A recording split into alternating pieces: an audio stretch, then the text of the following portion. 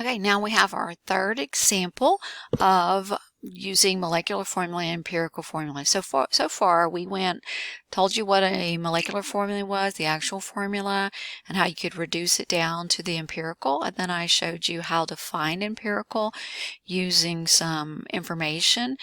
And so now what we're going to do is, how do you go from empirical formula to the molecular formula? So we're going to learn to go back the other direction.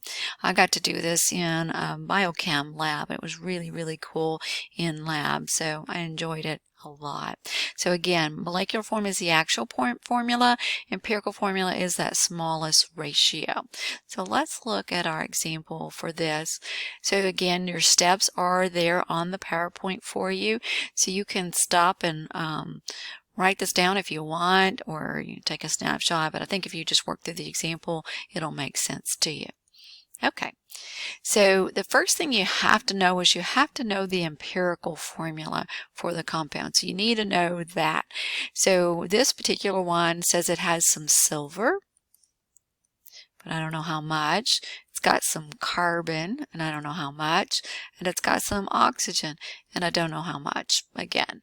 So I don't know these numbers, so I don't know the empirical formula. If you know the empirical formula, you can move on and go to that next step, but you have to know the empirical formula to be able then to work backwards up to the molecular formula.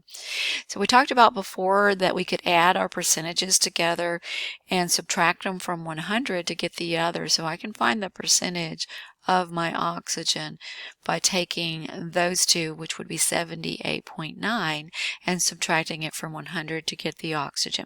And I'm hoping that makes sense to you. And remember, if you have percent, you can pretend that you have a 100-gram sample. So that way your percentages can become grams.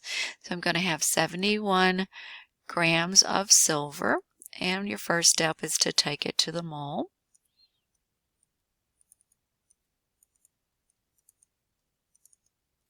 And again, with grams, we always get the molar mass. 107.87, taking out those 2 decimals. And we're going to take this out at least 4 places, because this is not our end answer. It's not a numerical answer. It's not a significant digit thing. We just don't want to do too much rounding. You can take it out more if you'd like. So there's my silver. And we're going to repeat now with carbon. Grams of carbon to mole of carbon. Multiplied, and we get 0.6578 moles of carbon. And our last is our oxygen, 21 grams of oxygen.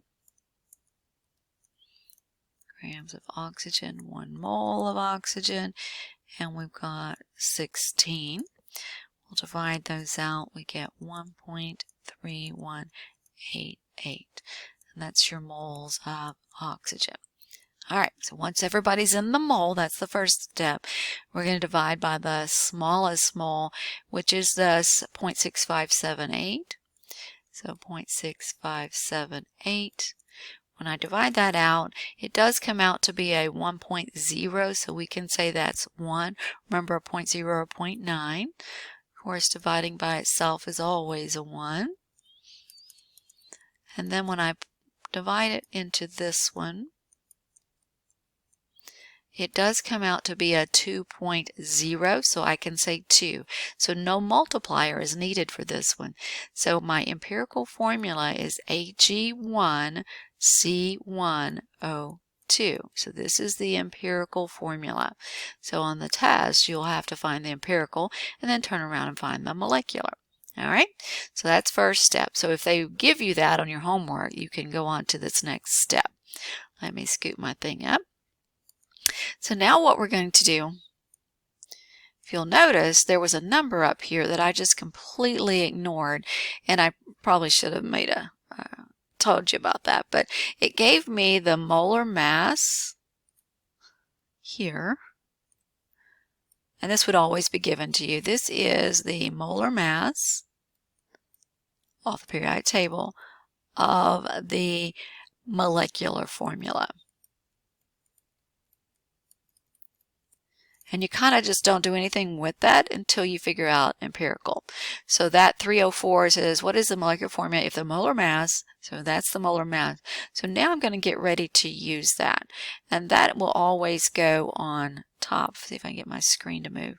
Okay, so I'm going to go down here. 304. Now I'm going to use this. This is the gram per mole. So again, this is the molar mass of the molecular formula. That's the actual formula that's given to you. Okay, given. Has to be given, or you can figure it out. Okay, that's going to go on top. That will always go on top. Then you're going to divide that by the molar mass of the empirical formula. All right, so I just figured out the empirical formula was AgCO2, right? So that's the empirical, found that up there. So now I'm going to figure out the molar mass. Again, I want molar mass to become second nature to you, but I'm going to go ahead and write it out. Got one of those, and two of those. This was 107.87. So 107.87. This was 12.01. So 12.01. Oxygen 16. So we do have 32 going on here. I'm going to add those up. And I do believe you get 151.88. That is the molar mass of the empirical formula. That is going to go on bottom here.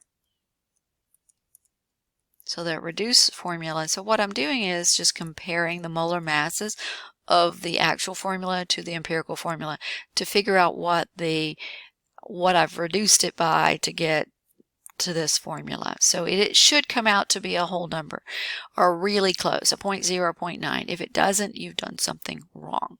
Okay, so on here, I'm kind of out of room here. Let me go over here. When I divide those, they do come out to be 2. What that means is the real formula is 2 times bigger. And so instead of being Ag1 C1O2, it is Ag2C2O4. I basically have taken the empirical, which was up here, and taken this and multiplied it through the coefficients. This is the molecular, which is the actual formula. You do not reduce this back down. I have some students reduce it back down.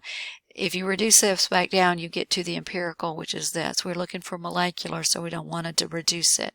Okay, this is called silver oxalate. It actually is an ionic compound, but that's a polyoxalate. All right, that's how you go from the empirical to the molecular. Hopefully this made sense to you. If not, please come see me.